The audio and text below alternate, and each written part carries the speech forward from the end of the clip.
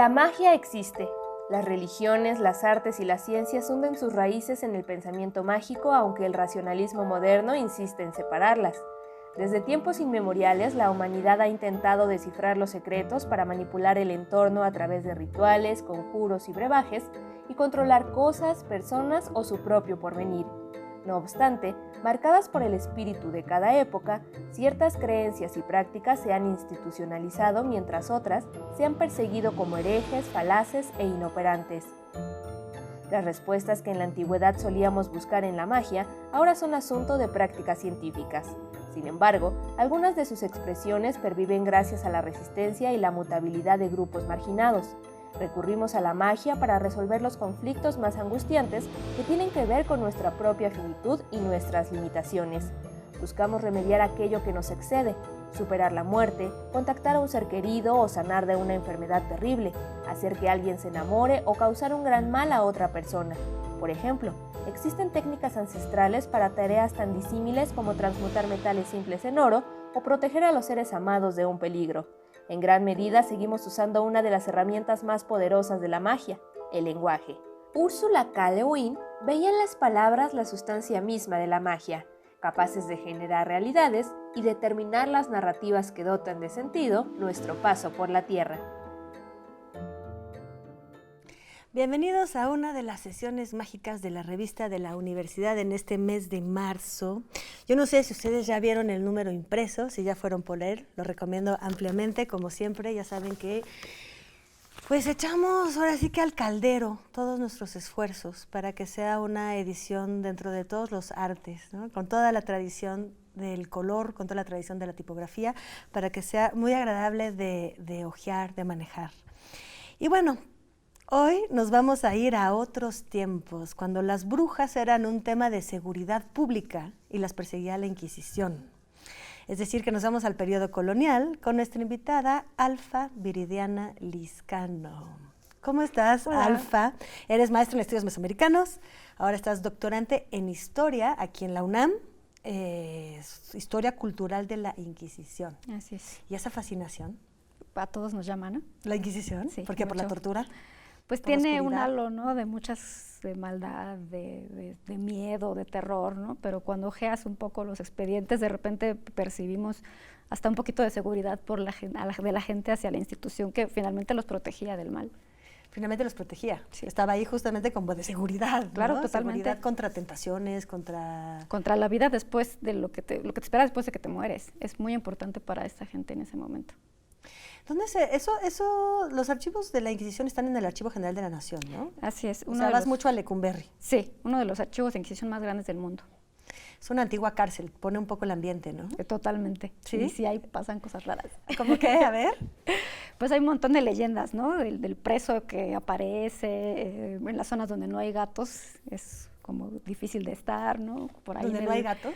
Hay gatos en los patios, entonces platicando con la gente de seguridad, un saludo a la gente de seguridad, del archivo de limpieza, de mantenimiento, han visto y han escuchado cosas, o sea, ellas viven el día a día, ¿no? Además son turnos de 24 horas, entonces no quiero estar como ellos en la noche, si de por sí es el ambiente raro, ¿no? Cuando estás de día. Sí, en ese lugar pasaron muchas cosas. Muchas cosas. Muchas cosas. Bueno, vámonos un poco hacia las brujas.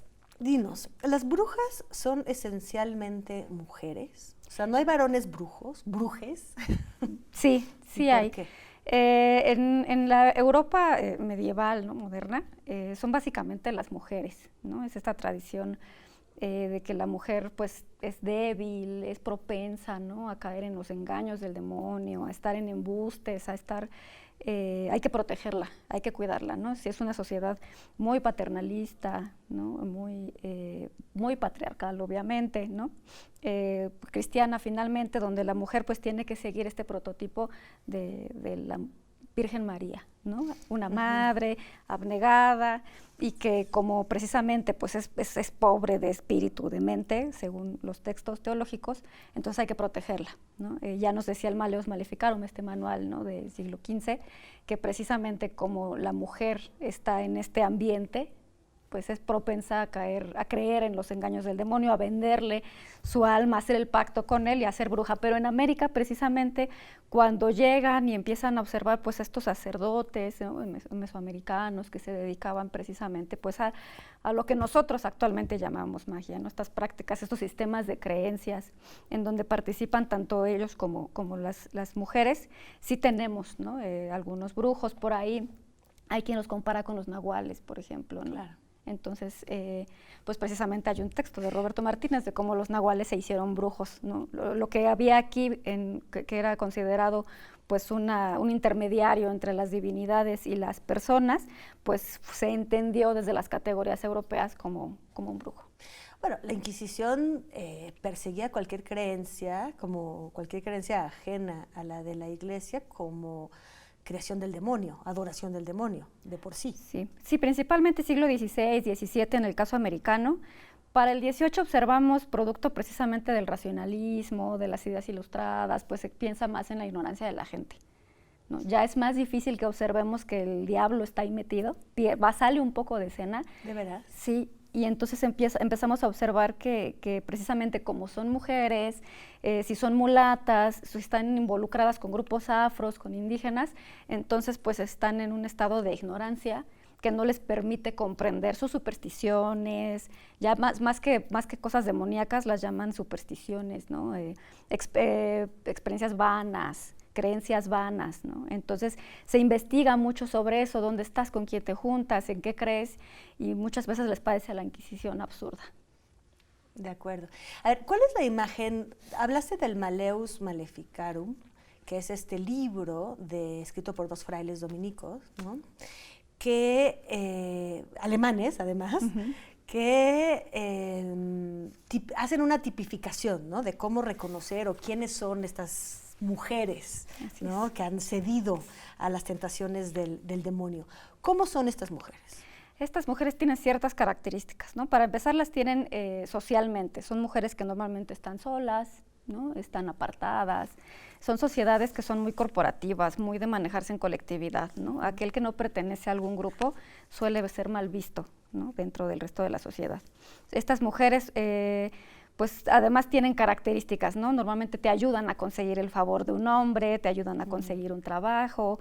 Hay una dicotomía en estas mujeres entre el maleficio y la curandería, de repente, ¿no? Es decir, entre el que causa el daño físico, la enfermedad, y el que la cura, ¿no? Y normalmente el que lo causa es el que lo cura, ¿no? O sea, necesitas de esa persona. Físicamente, de repente se observa que pues, tienen marcas, porque como en la noche vuelan y se transforman en aves. Sí, o sea, el imaginario medieval que nosotros tenemos es ese. Es de brujas volando. ¿Y la escoba de dónde sale? Pues hay un montón, ¿no?, así de versiones. Dicen por ahí algunos textos que es el equivalente del bastón del mago. Ajá. ¿No? Por ahí lo manejan así. Pues sí, es un símbolo, ¿no?, así propio. De hecho, en las primeras representaciones que tenemos, ¿no?, es un manuscrito francés de siglo XIV, me parece, hay una brujita en una escoba y hay otra que solo está en un bastón. O sea, no necesariamente es una escoba. Y la bruja americana, por ejemplo, no tiene una escoba. Eso es bien interesante. Pero es interesante, ¿no? También, ahorita que pienso, digo, no sé si tenga algo fálico, pero el mago tiene la varita mágica en la mano, ellas la montan. Exactamente. Interesante. Sí. Pero en el Malleus Maleficarum más bien viajaban en sillas, ¿no? Sí, habla de sillas y habla por ahí de las Strix, o sea, de estas mujeres que se transforman en un ave, que eso lo observamos en América más que la escoba. De acuerdo. Entonces, ¿cómo se distingue, cuando llegan aquí y empieza la Inquisición, cuál es el procedimiento para distinguir a una bruja, tal como las busca la Inquisición, las descritas por el Malleus Maleficarum, de una hechicera o chamana? Bueno, pues bien interesante, en América la Inquisición no las busca, es la gente, la Inquisición funciona muy bien, es una Inquisición con un territorio vastísimo, es todo lo que es actualmente México, sur de Estados Unidos, Centroamérica y Filipinas, ¿no? Es una sola Inquisición para eso. Y hay un momento en el que tenemos 10, 12 funcionarios nada más para ese territorio, entonces funciona bien porque toda la gente colabora, ¿no? lo que tú sabes, lo que tú entiendes, porque todos conocemos ese imaginario de la bruja, ese mismo imaginario tenía la gente, ¿no? En una época como esa, además, donde no hay tantas explicaciones, nosotros acudimos a la ciencia, a lo que podemos probar, ellos no. ¿Pero dónde lo escuchan? O sea, es No. algo importado. Finalmente no había Sí, claro. brujas antes de la llegada de los españoles. No. Hay una cosa que se parece, ¿no? La Tlahuelpuchi, que esta mujer que se chupa a los niños en la noche, claro, y también se transforma, ¿no? Pero precisamente cuando llegan y estos primeros frailes que buscan aprender de la religión de los nativos para saber cómo enseñarles y cómo combatir esas creencias, pues empiezan a establecer símiles. Es como natural, ¿no? En varias culturas. Entonces, bueno, sí, pero se parece a esto, se parece al otro. Bueno, si el nahual es como un brujo, ¿no? Entonces empiezan a establecer esos símiles y además pues llega toda esta gente de Europa con esas creencias, ¿no? Entonces es muy bonito pensar y leer ahí cómo se fueron entremezclando estas ideas con las ideas locales, que además Mesoamérica pues nos suena a una cosa, pero es un conglomerado, ¿no? De una variedad de cultura muy bonita, muy, muy compleja. Entonces se empiezan a mezclar y al final pues existe, ¿no? Este prototipo de la bruja que vuela en la noche, que se chupa a los niños, que además se transforma no nada más en aves, sino en gatos, en perros, en varios animales como el nahual, ¿no? Que tiene esta transmutación. Entonces, nocturna, sí, son seres enteramente nocturnos. Por ahí vemos en los documentos que dicen, bueno, es que iba pasando la lucecita verde a un lado de mí en la noche, en el cruce del río, y yo escuché una voz, y era la voz de esta mujer. Eso es una bruja. Y hasta la fecha no hay documento, sí, documentación etnográfica que nos habla precisamente de estas luces que se ven en el cerro y pues son las brujas, ¿no?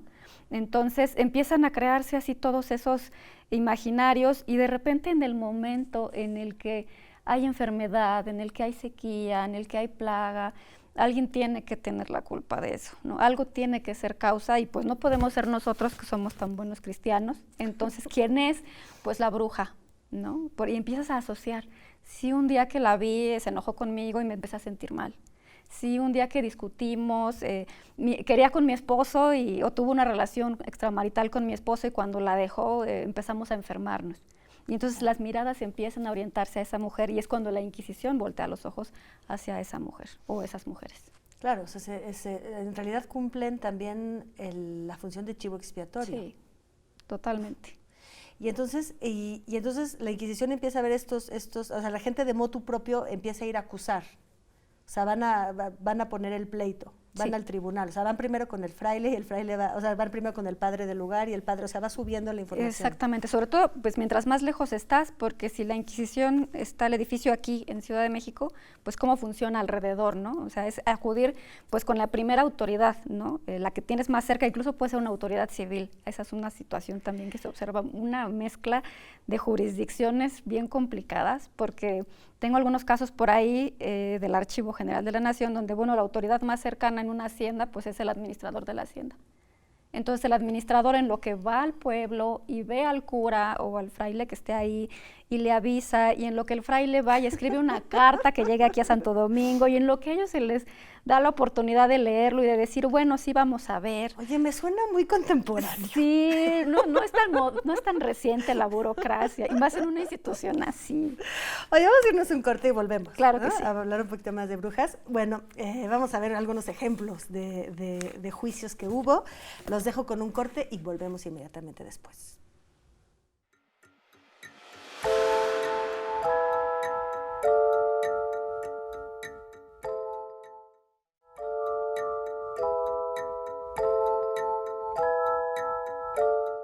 Estamos aquí ante el Tribunal de la Inquisición.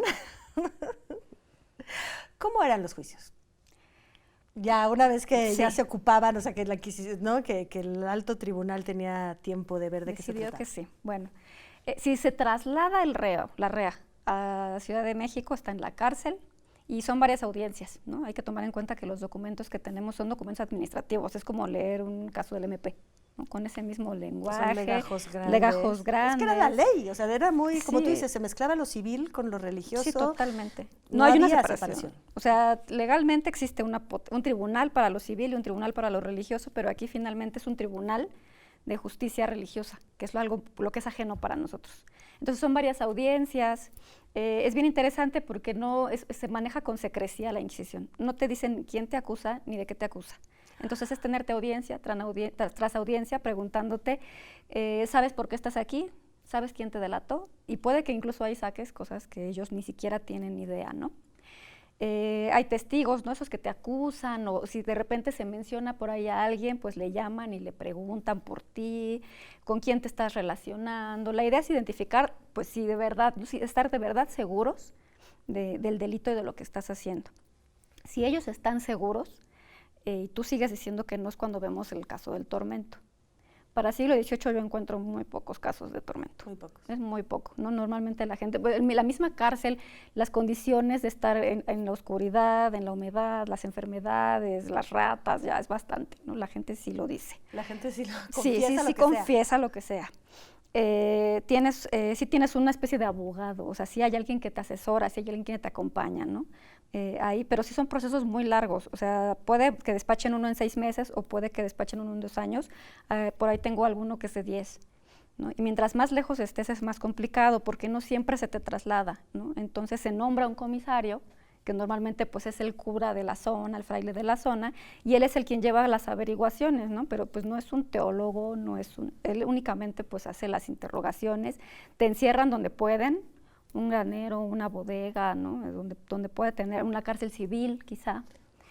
Trasladan tu expediente a la Ciudad de México y ahí hay unas personas que se llaman, unos teólogos que se llaman calificadores. Y el calificador revisa las declaraciones y entonces vemos una discusión enorme, punto por punto. Se dijo esto, se dijo esto, se dijo esto. Entonces ellos argumentan con las autoridades, con las escrituras, con los manuales y dicen, sí es bruja por esto, no es bruja por esto. ¿Y cuántas se quemaron? Ninguna. Ni una. En México, en México no, ninguna. En Nueva España ni en Filipinas, ninguna. Esa persecución que terminó con quemadas como en Sugarmurdi quedó muy, muy atrás, ¿no?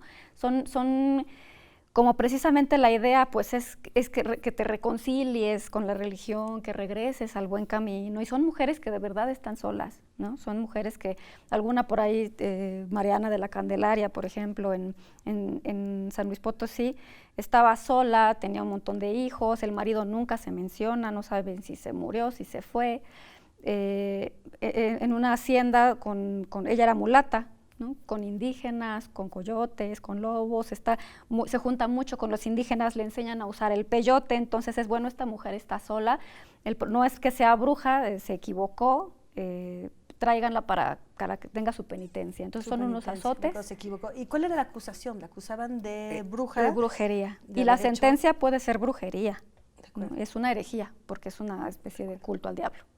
¿Qué otros casos de brujas hay? Uy, hay un montón. ¿Recuerdes así? Sí, hay un montón. Que nos puedas contar. Hay uno muy bonito que es el de María Guadalupe en la Hacienda del Blanquillo en Guanajuato. Ese expediente no está aquí en Ciudad de México, está en el Archivo Histórico Casa Morelos de Morelia, Michoacán. Y es muy bonito porque tiene un muñequito de trapo con cabello en el abdomen pegado al expediente.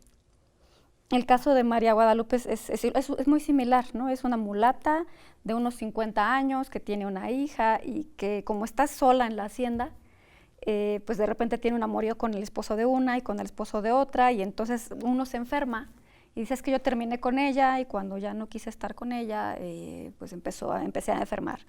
Y de repente dicen, bueno, es que ella sabe dónde hay un tesoro escondido en la hacienda, pero no nos quiere decir dónde está.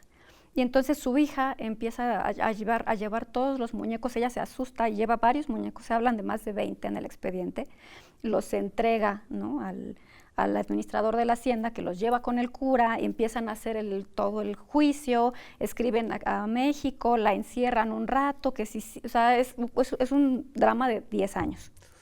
En el ínter se muere el comisario.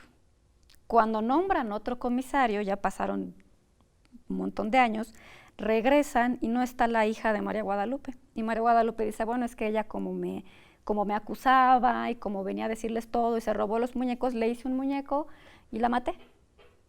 Así, abiertamente dice, ¿no? Y entonces, como ella conoce el prototipo, lo que se espera de ella, dice, sí, yo fui en la noche, me quitaba las piernas, me transformaba en guajolote y volaba al cerro donde bailé con el diablo, y primero el diablo me dijo que le besara el rabo y se lo besé, pero no tuvimos relaciones. Pero ya después sí tuvimos relaciones, entonces me marcó y ya hice el pacto con él. ¿Y cuál es la teoría de por qué dice eso? ¿Es burla?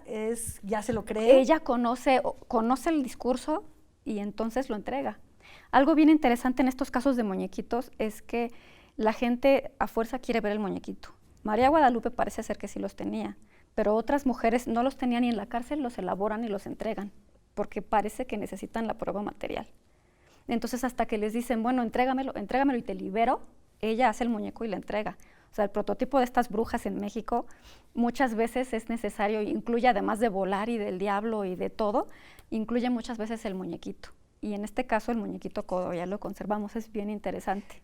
Leí un artículo de una investigadora que se apellida Rosselló, donde hablaba también mucho de mujeres que hacían cosas juntas. O sea, está también la idea de las mujeres, o sea, son solas, pero hay otras que son mujeres que sentí que había incluso una insinuación de que a lo mejor eran amantes. O sea, ¿qué pasa? ¿Qué acusación pesa sobre dos mujeres que se juntan demasiado? Pues no, bueno, depende como a qué se dediquen y qué hagan, ¿no? Porque sí hay casos. Estela encuentra este tipo de casos en donde ella habla de redes de colaboración, pero sí habla de un cierto tipo de erotismo, ¿no? En estos casos que te platico, estos juicios, las hijas dicen que sí, que entre ellas se tocan y se untan, y no hacen mucho caso a eso los ¿Ah, no? No hacen mucho caso. En los casos que yo he revisado, para los jueces no es tan extraño ni les llama tanto. A ellos los que les preocupa es el bienestar del resto de la gente y que está haciendo esta mujer un escándalo y que está provocando muchos problemas. Es una mujer problemática, ¿no? Pero claro, como son mujeres solas, se espera que entre ellas se ayuden, ¿no? Entonces no hay un espacio salvo el depósito, ¿no? Que es una casa donde encierran a las mujeres para que no estén solas, o que te metan a un convento a que ayudes, ¿no? O sea, la idea es que prefieren que estés junta con otras mujeres. El problema es lo que estás haciendo con otras mujeres, ¿no? Como en este caso, como no es público, no es tan notorio, pues no se nota, claro, no es tan escandaloso. Pero por ahí tengo el caso de Rosalía López, una mujer en la Ciudad de México. Rosalía López tenía 34 años y tenía una hija desde unos 12 años, o sea, se llevaban muy poquito. El esposo se fue, ¿no? Nunca regresó, no se supo si se murió en el camino, si la abandonó y se casó con otra. Entonces, Rosalía López se dedicaba pues como a curar un poco, de repente por ahí tuvo un amante, se enfermó el amante y fue y la acusó de que lo había embrujado, ¿no? Y cuando empiezan a investigar, pues resulta que Rosalía López anda en las noches tomando con su hija y que se ponen bien borrachas y andan buscando a los hombres, y es muy escandaloso que una mujer de su edad, ¿no? 34, no, más joven que nosotras. Pero en ese entonces, además, claro, es madre y anda con la hija en la calle buscando hombres. Eso es muy escandaloso y eso es lo que preocupa. Y según por ahí unos testigos dicen, sí, es que la hemos visto en un caldero y que ahí echa maíces, y dice en náhuatl, esta era una mujer castiza, ¿no? Dice en náhuatl, algo que traducimos como Juan Chico, ya no te enojes y ven, para hacer que regrese el amante, ¿no? Entonces, cuando entran a hacer la revisión de su casa no hay un caldero, ¿no? Dice, hasta como con un poco de desprecio, dicen los inquisidores, había unos trastes rotos que más bien son tepalcates pegados, pero para la gente asomarse y verla hacer algo, o sea, era inmediatamente, es que sí, tiene un caldero Rosalía López y tiene colibríes ahí secos, o sea, la gente sí busca, ¿no? O sea, esto que dicen algunos inquisidores, de aquí no se hablaba de brujas hasta que nosotros empezamos a mencionarlas, es bien cierto. Claro. Y dime, bueno, estamos al final del programa, queda un minutito apenas, pero ¿qué estereotipo, o sea, por qué dirías que algunas feministas recuperan la figura de la bruja hoy en día? Por la transgresión. Por la transgresión. ¿No? Son mujeres transgresoras que estaban solas, que en algunos casos, como ya mencionaste, se ayudaron entre ellas, ¿no? Que en muchos de estos casos no eran malas, ellas buscaban salir, tenían un sistema de creencias con el que se ayudaban a salir, ¿no? Sobrellevar sus vidas, su economía, y finalmente fueron oprimidas, fueron aprendidas, fueron rechazadas por la sociedad, y creo que es una figura bien interesante para retomar por una lucha que reivindica a las mujeres. Muy Perfecto. Interesante y bonito. Estupendo, pues muchísimas gracias. No, a ti. Sigue investigando ahí en Lecumberri, ¿no? En horarios donde no corras riesgos, por favor, y nos seguirás contando de descubrimientos. Cuando ustedes gusten. Muchísimas gracias. Y bueno, muchísimas gracias a ustedes. Espero hayan disfrutado de conocer un poco de los procesos de estas brujas y quiénes eran en realidad estas mujeres acusadas de brujería. Me parece que podemos todos vincularnos con algo de lo que sigue sucediendo hoy en día, como que Sí, no Las están cosas ajenas. regresan, no nos alejamos. Cuando en todo este número de magia hemos visto que no nos hemos alejado tanto de muchas prácticas, a pesar de que la racionalidad, no, el racionalismo trata de dejar de lado, seguimos con el chisme, seguimos con la burocracia, seguimos con muchísimas... Buscando maneras de obtener lo que queremos. Nos vemos el próximo viernes. Muchísimas gracias y muy buenas noches.